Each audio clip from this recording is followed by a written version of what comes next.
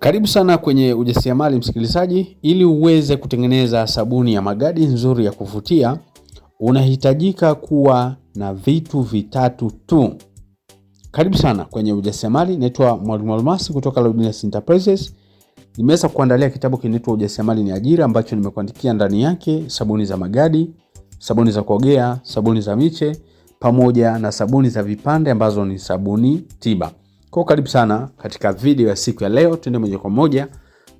Na kwa wale ambao wanahitaji madarasa yetu au wanahitaji nakala ya kitabu soft copy au hard copy, utanitext kupitia WhatsApp namba au utanipigia kupitia namba 0783 500 971. Karibu sana. Unahitajika kuwa na vitu vitatu kutengeneza sabuni ya magadi. Na unisikize kwa makini. Vitu hivyo ni mafuta ya mise au mafuta ya mbosa. Hicho ni kitu cha kwanza. Kitu cha pili, muhimu uwe na caustic solution, au unaweza kawa caustic soda ukaidiluti ukatengeneza caustic solution, nitaelezea. Lakini pia lazima uwe na rangi. Uwe na rangi ya blue, lakini pia kwa muonekano mtazamo inaweza ikawa ni nyeusi au dark blue. Haya mambo matatu msikizaji, nitajaribu kuyadadavua kiundani zaidi ili uweze kunielewa zaidi.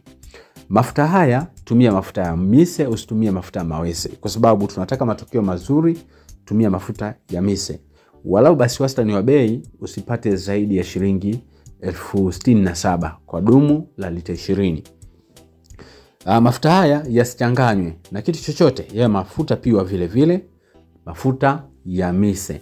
Unaweza kuchukulia Kigoma, unaweza kuchukulia Mbeya, unaweza kuchukulia Morogoro. Hii ndio mikoa mitatu ambayo inaongoza zaidi katika uzalishaji wa mafuta haya ya mise au mafuta ya mbosa.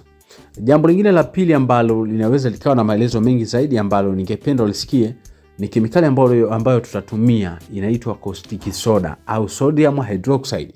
Kumbuka kwamba kemikali hii iko mithili ya unga au ya chenga. Na kemikali hii huandaliwa siku moja kabla siku ya uzalishaji. Kama kesho nazalisha au kesho natengeneza sabuni yangu ya miche au ya vipande au ya magadi, basi leo inanipasa niandae caustic soda, yani siku moja kabla siku ya uzalishaji. Unaandaje caustic soda? Lazima uchukue maji lita kadhaa na uchukue yenyewe caustic kilo kadhaa, unachanganya kwa pamoja, itareact na itakuwa ya moto. Yale maji uliyochanganya nayo itakuwa ya moto sana. Kwa hiyo hii itakufanya wewe usiweze kuzalisha siku hiyo hiyo. Lakini tofauti ni kwamba ikiwa unatumia mashine kuzalisha, lakini unaweza kutumia muda huo au siku hiyo hiyo. Lakini ikiwa unafanya uzalishaji wa homemade, yani uzalishaji wa kawaida kama huu ambao unaonekana, lazima utasubiri kesho yake ndio unaipima kabla ya kutumia. Kuna kifaa kinaitwa hydrometer, lazima upime na uconfirm ile bomba ambayo unaitaka. Alafu baada ya hapo utaangalia kipimo cha mafuta ulionayo, unaangalia na kipimo cha caustic ambacho kitatumika, yani caustic solution ambayo itatumika katika mafuta hayo. Wakati huo tayari umekwisha kupima kwa ile hydrometer yako. Kwa hiyo zingatia sana msikizaji. Kuna mafuta ambayo unatakiwa uchukue mafuta mazuri ambayo hayajachanganywa na chochote. Watu wengine pia kwenye mafuta hapo wanachanganya. Unakuta mtu badala ya kutumia mafuta ya mise, mafuta mise tunafahamu ni meupe, lakini mafuta ya mawese tunafahamu ni mekundu au ya karoti. Unapomwambia mtu usitumie mafuta ya mawese katika formula hii, yeye anaenda kuyachukua yale mawese au anauzwa mawese ambayo tayari yamebadilishwa rangi, akidhani kwamba yale ni mafuta ya mise. Hapana, mafuta mawese hata ukibadilisha rangi yanabaki kuwa mawese yaliyotolewa rangi. Haiwezi kubadilika jina au ubora au sifa za yale mafuta.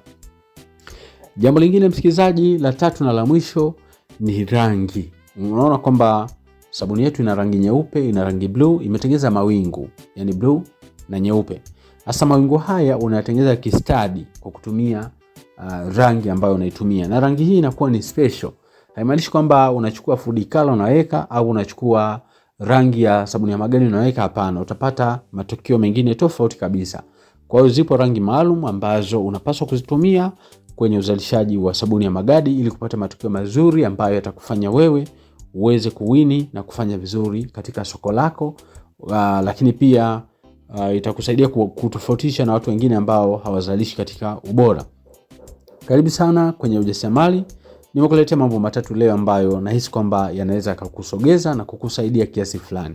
Kama unapenda kujifunza zaidi, basi unaweza ukanitext WhatsApp kupitia 0783500971. Aidha unahitaji nakala ya kitabu au unahitaji madarasa yetu ya WhatsApp. Karibu sana na asante kwa kuweza kunifuatilia.